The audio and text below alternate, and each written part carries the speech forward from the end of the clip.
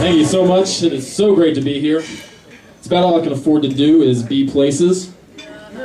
I have a day job that lets me exist, and that's about it. Now, I moved out here last summer from the South, and in the South, thank you, Southerner. In the South, we have these weirdly proud families. Like, my full legal name is Joseph Welker V. Yeah, that's a narcissistic dynasty right there.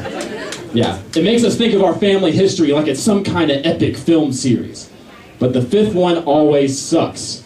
Always sucks. It wasn't called Fast and the Furious 5, just Fast 5. Get it over with. You probably didn't even know there was a fifth Land Before Time.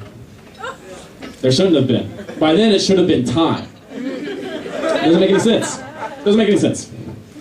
Overall, my family is great, but, and I know they miss me a lot. That's why every weekend I make sure to call before I get high.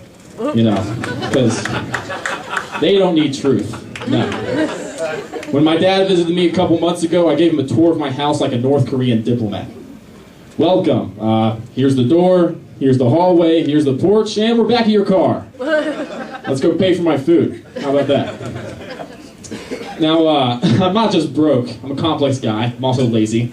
So therefore, I am addicted to fast food, which would be great if I were still 9. Because back then, when you're a kid going to get fast food, it's a land of wonder. I mean, it's toys, it's infinite ketchup, there's that play place with Scrooge McDuck's ball vault, whatever that's doing there. It's fantastic. And today, I eat my dead dreams out of a paper bag.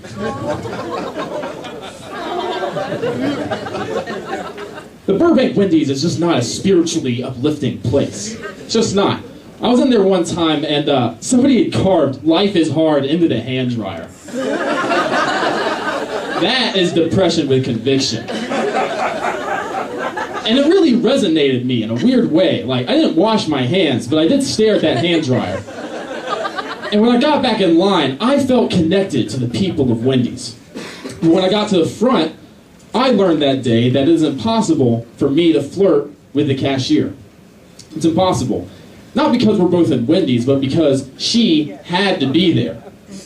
And she knew I was only there by some sad choice. And unfortunately, the dollar menu didn't have a value-sized version of her respect. Unfortunately for me. Aww.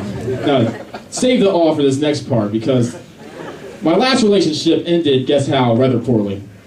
And I thought it was going to be great. You know, she was a yoga instructor, which I thought was like a gymnast without the whole complicated relationship with your father thing. That's what I thought.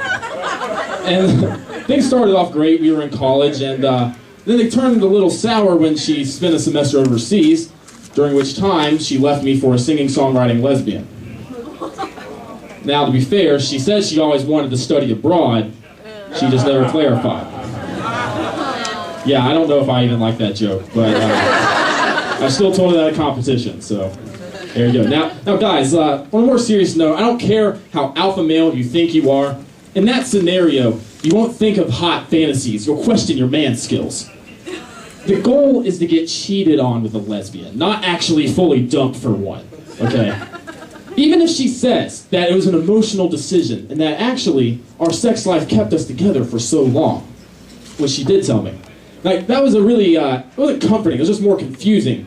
It'd be a great breakup if I had dated some lesbian I met, but she was a lesbian I made. And her endorsement of our sexual history did not help repair the psychological wreckage. In the end, I had to believe that what she meant was I was so good at taking her to Tonguetown she wanted to move there. That's what I have to believe. I have to believe a lot of things. I have to believe there's a reason that dogs die so young and we live to be old, even though dogs are awesome and humans are just the worst people of all time. They are. We are. And I think that reason is, if dogs didn't die, we would have absolutely no good movies about them. We wouldn't. Old Yeller was boring as hell, and he wasn't even actually old. He was just some mediocre yellow retriever who one day got rabies, got a headshot. Oh, now it's an instant classic. Yeah. Meanwhile, Airbud was a dog who played basketball so well he won the state championship. Quite a feat, cinematic garbage. Now, if he had made the game-winning shot and collapsed mid-court, I might have felt inspired. Instead, he lived on to ruin 4 more sports. My point is that Disney needs to murder Goofy. That's the main point. He punctuates his sentences with gorsh. I just want to hear him die. And, furthermore, there's a movie in which Goofy has a son.